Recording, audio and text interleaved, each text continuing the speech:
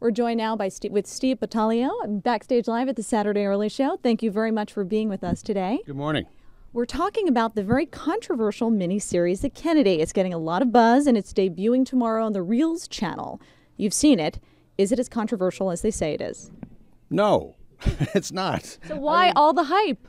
Well, I think what happened was that once this program was announced, and that a conservative producer, or a producer named Joel Surnow, we know him from producing the Fox TV show 24, and he's an outspoken Republican conservative guy. Once that he was seen as attached to this series, it immediately got a lot of scrutiny. Now, with any historical show that's dramatized for television, there are going to be some licenses taken with what's presented, and I think the fact that this show was that it has a lot of things in it that are conjecture, and they're presented on the history present them on the History Channel, I think was problematic, and I also believe that the reports are accurate about a lot of Kennedy family friends. Expressed their concerns about the project to the executives at the History Channel, and that's why they dropped it.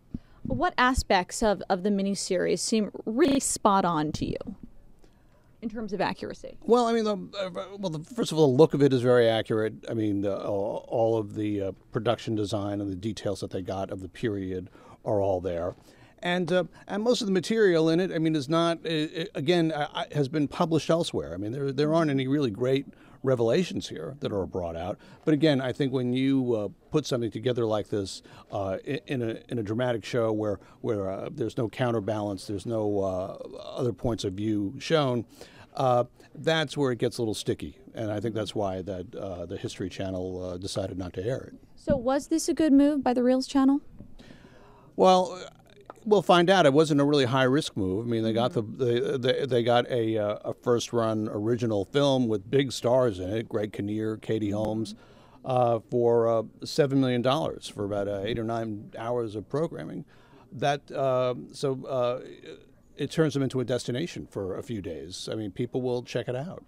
You had mentioned A-list celebs. Is this really going to help their career, or can you see it hurting in any way?